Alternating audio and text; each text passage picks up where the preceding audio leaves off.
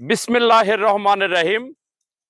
আনন্দ ঘনভরা মন নিয়ে আমি আজকে বিকেলের পরন্ত বেলায় আসছিলাম খাগড়াছড়ি, বান্দরবন, যেটা মানিকছড়ি।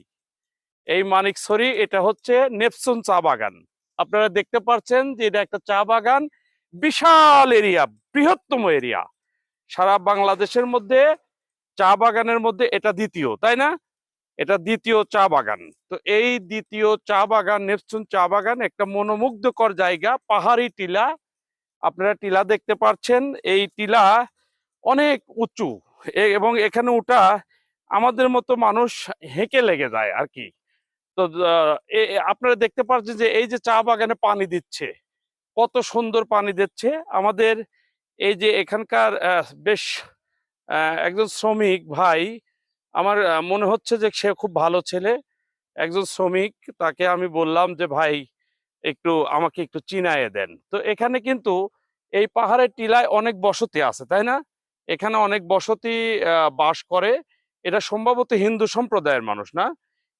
এখানে কি মুসলমানও আছে এদের সাথে? এবং সম্ভবত এনায়েতপুরের শ্রী শ্রী ঠাকুর অনুকূল চন্দ্রের শিষ্য সম্ভবত উপরে আছে, আমি শুনতে পারছি। তো কে আছে আমি দেখতে পাচ্ছি, আমি তাকে দেখবো একটু। তো এখানে দেখে খুবই আনন্দ পেলাম। আপনারা যারা পাহাড়ি এলাকায় বেড়াতে আসেন তারা একটু সাবধানতা অবলম্বন করবেন। পাহাড়ি এলাকায় গত রাত্রে আমরা একটা এখানে সাপ মেরেছি, শঙ্খ শঙ্খ সাপ। এই সাপগুলো রাতের বেলা বের হয়, খিটখিটে স্বভাবই, কিন্তু ঠান্ডা মেজাজি শুনতে পারছি, কিন্তু রাতের বেলায় তারা বের হয় এবং অন্যান্য সাপ ধরেও খায়। তো সেই ক্ষেত্রে একটু আতঙ্ক আছে। এছাড়া অন্যান্য আতঙ্ক যা আছে সেটা আপনারা সবাই জানেন। তো আমার মনে হয় যে একটু সাবধানতা অবলম্বন করা ভালো। এই যে দেখতে পাচ্ছেন যে অনেক ভাইয়েরা কাজ করছে, সারাদিন পরিশ্রম করে, অনেক পরিশ্রম করে সারাদিন, ভূতের মতো খাটে। আমার মনে হয় সকাল থেকে সন্ধ্যা পর্যন্ত খেটেই যাচ্ছে।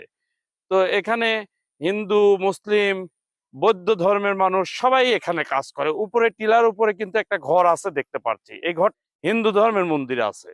এখানে মন্দিরও আছে, মসজিদও আছে এবং বৌদ্ধদের বৌদ্ধদের ধর্মশালাও আছে। তো সবাই মিলে যদি করি, সবাই বাড়লে একে উন্নয়নশীল দেশ হিসাবে আমরা গঠন করতে পারবো। আমি সবার স্বাস্থ্য মঙ্গল কামনা করে শেষ করছি। মোহাম্মদ জাহাঙ্গীর হোসেন, পাবনা থেকে। এখন এই মুহূর্তে সরি নেপচুন চা বাগান, সেমুথাং এলাকা থেকে। ধন্যবাদ সবাইকে। আসসালামু আলাইকুম।